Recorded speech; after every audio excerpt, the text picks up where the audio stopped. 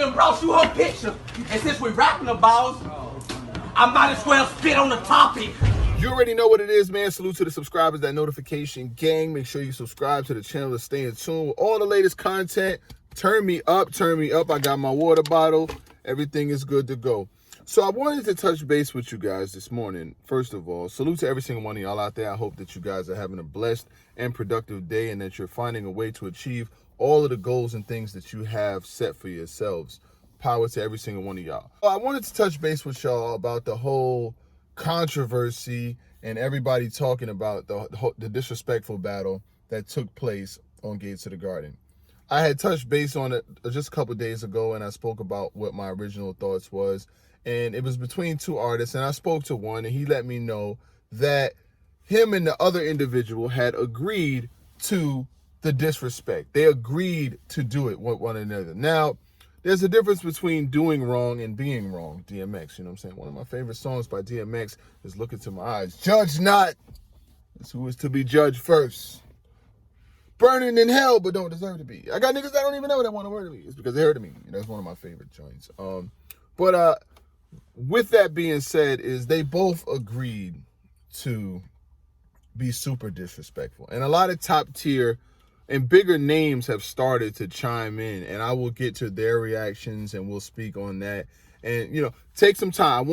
I came out to the whip because when I'm inside my zone, like if I'm in the studio and, you know, the mic is there and Showtime SP is there, it's more of a show type perspective. When I'm doing this right here, I'm actually speaking to you, giving you my personal thoughts from my mind and how I feel and what I think as far as for culture and as far as for all of the aforementioned things that I stated. Now, these two individuals kind of agreed to be super disrespectful. One had lost a daughter in a car accident and the other one's aunt had passed away. So they agreed amongst each other to use this vile, foul information amongst each other to kind of like make a battle viral. Now, I think personally, this is just my personal thoughts, that you could get hot without doing that type of stuff. You don't have to do that kind of stuff to get popping. I don't really think it's necessary. I think that your talent should be able to speak for itself. And I've seen a lot of people using Arsenal as the prime example. I think even the league was like, once they take down Arsenal's battles versus Shadi Horror, take down Arsenal's battle, we'll take this battle down. And obviously, you know that's not going to happen. But we can't, if you're using that as the barometer or as the measuring stick, it's just saying, so if Arsenal was to run into traffic and get ran over by a semi today, would you do the same thing?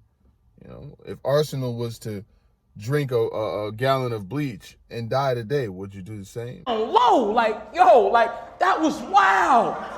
No, but that's funny. I think that we should think about things from that perspective. And another thing is, I don't think that the two individuals that are battling against each other really tapped in with their families before agreeing to do this, because that daughter had a mother, that daughter has a family, that daughter has cousins, nephews, uncles, aunts, and I'm sure, even though you are the father, I don't even know what father, to all the fathers in the comments, would you agree if you lost your daughter in a car accident for a nigga that's battling you to use that against you? I don't even know that wouldn't even reach any part of my mind. Man, how the hell can I answer that? I don't know. I don't know. Yeah, that's cool. Yeah, cool. What you got for me? Oh yeah, well my aunt died 3 years ago. Well, you could use that. Like, I don't even know where we even start with that. Who would even agree to that? Like, I love my daughter. I would never, like, what? In a battle? Hell no. There's no battle in the world that's worth that to me. And then as far as the aunt is concerned, who knows if that aunt had kids? Who knows if that aunt had a mother, that aunt had a father, that aunt had relatives, that aunt had nieces, nephews, cousins. Did they all agree to that? One person is not the spokesperson for their whole family. Just because the person that you battling agreed to that doesn't mean that their whole family agreed to that. He might not have even told none of his cousins or he might not have said nothing at all. Just said, hey, this is my aunt, use it. He probably gave the other dude the picture. Honestly, he probably gave him the picture. He probably gave him the picture to use in that battle. Now, like I said, some artists had their perspective, and I'm gonna paraphrase it. I'll put the tweets in here, but I'm gonna paraphrase it. Hitman Holla basically said that he wouldn't let no artist have that much control of him. If somebody wants to say F his dead or use, he would not let nobody have that much control of him. Now, we've seen Hitman Holla get super disrespectful in battles, but not Arsenal level disrespect. There's disrespect in this Arsenal. Him versus K-Shine. You told T-Rex not to talk about your baby mother or your daughter, nigga. Well, I'll fuck your baby mother in front of your daughter. When he said that, and we was there for that. That was Some Man in 6. When he said that, yeah, it was crazy on the pay-per-view and on film, but when he said that in the building, it was like one of the most disrespectful lines that's probably one of the most disrespectful intros. That took all, because they were on course for, you didn't really, going into it, it was like, they was like neck and neck, like two pit bulls, like they was really ready to get it on. When he said that line, took the energy out the building, literally took the whole battle from, it was an uphill battle for K-Shine after Hitman Holla's opening line. Super disrespectful. And I never thought of it that way, but now thinking back and reflecting and intellectualizing all of the mitigating circumstances in that situation, he kind of took all of the energy from him in the opening line. So that's what Hitman Holla's perspective was. John Don was saying that you don't need disrespect in battles. Like, it's one of those things where is it shock worthy? Does it cause value and reaction? Yes, but it's not needed. It shows a lack of creativity. Like, if you have to use something like that, where is the creativity? And I've seen battles from one of the individuals in there. He battled drugs. He had a fire battle with him. He was disrespectful in that battle too, but he had a line with something scope on the gun. I could see where Jack Boy chain landed. Those type of bars, you add on top of that with good solid bars, you could be all right. As far as with your own stuff, that disrespectful is extra crazy. Av commented on the situation. He lost a family member a couple years ago, and he said, the family is off limits. Like, that doing extra research and talking about F people's dead relatives, that's off limits. Like, you shouldn't be doing that. And a lot of people keep digging back to, Arsenal does it. Arsenal is not about to spit on a picture of nobody's dead mother. Like, regardless of how disrespectful he might have got, or regardless of how disrespectful things might have gotten in a battle, he's not about to spit on a picture of nobody's dead parent or dead. Like, that's just not going to happen. B-Dot said, this is a culture where suckers have got themselves to a point where alpha males can, from top tiers down to dumpster juice, can portray themselves in any way they want and look like tough guys. And he said he's glad he's back. B-Dot is a stand-up individual. He's one of those type of people that, he stands for morals. He stands for integrity. He stands for a lot of these things. And he's saying he's glad he's back, to help hopefully shift the culture in the way that it needs to be. And, and a lot of other people had comments to say, but some of these are like some of the most relevant ones to me. And I feel like as a platform, Gates of the Garden has put on some pretty good battles. You know what I'm saying? I first found out about Don Marino when Don Marino battled against Chess. That was one of the first battles that I had really seen Don Marino in. And I put out a blog about Don Marino when I seen him in there with the Mexican bars and all of that stuff. And hopefully, and that was one of the beginning points of me really seeing him and knowing what he does. So they do put on good content, and they do have pretty good battles. I can't say that their talent. Yo, am I still on? Yeah, I'm still on. So they have pretty good talent, and they have pretty good battles. So where people are trying to blame the league, they're saying that you knew the shock value in what was going on. You knew what was happening. You edited it in a way to where when they said this super, you put the boom and the little effects and all of that to try to build off of the hype as to what was going on. But I mean, you can't really, I mean, you could blame them if you want to blame them for putting the footage out, but you can't really blame them for what happens on the platform because they're not writing the bars. They're not, they're not saying, all right, let me hear your raps before the battle. You know what I'm saying? Listening to the battle and saying, okay, yeah. No, you got to say it like this. It's not like wrestling where a whole damn script is written out. You know what I'm saying? It's not like that. It really ain't. And I got a lot of respect and admiration for Dre Dennis and what he does and what he's trying to bring to battle rap. He's giving a lot of people shots. That's one thing you must say. Gates of the Guard is giving a lot of unknown people shots, like come up guys. They give a lot of people shots, and you can't say that he doesn't.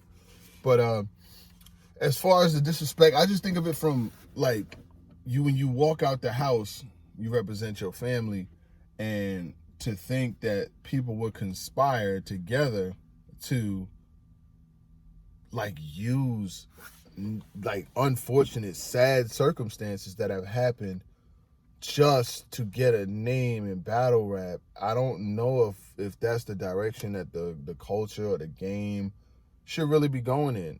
I personally, I don't know. I mean, I'm not perfect.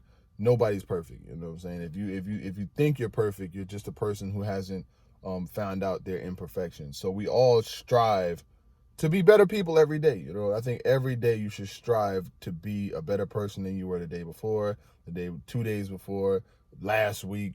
If you're the same person that you were 2 years ago, then, I don't know. You're kind of stagnant. So with that being said, I just feel like overall I wanted to come outside, get some air, think about things and look at it from both sides, because I'm not placing blame. Like nobody's, we're not referees.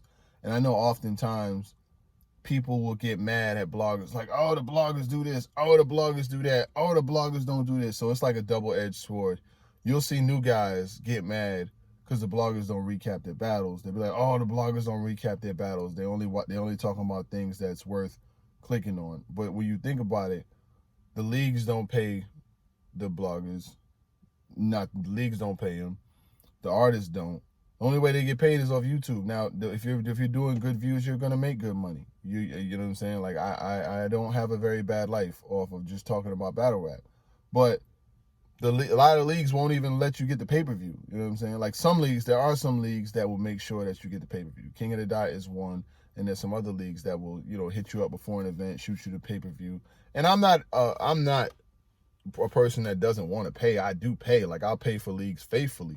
But you can't control the narrative when there's no real end result, is what I'm saying. Like you can't control someone else's narrative. Like that's the reason why I chose independence over anything, is because I would rather control my own narrative.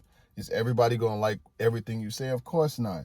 No, of course not. They're gonna hate it because I can say, yo, this event was trash. Yo, this event was good. Yo, this battle was whack. Yo, I don't like the way this is going. I could say that because I stand on my own and I march to the beat of my own drum, and I don't have no boss. I don't have nobody to answer to. So with that being said, control your own narrative. You see some artists out there that are controlling their own narrative, doing what they want, battling wherever they want. I'm not about to let nobody tell me what I can say, what I can't say that's not paying any of my bills. That life just doesn't work like that. So with that being said, you guys, as far as, and what that relates to as far as with these leagues and with these battles, you control the content that you put out. You control it.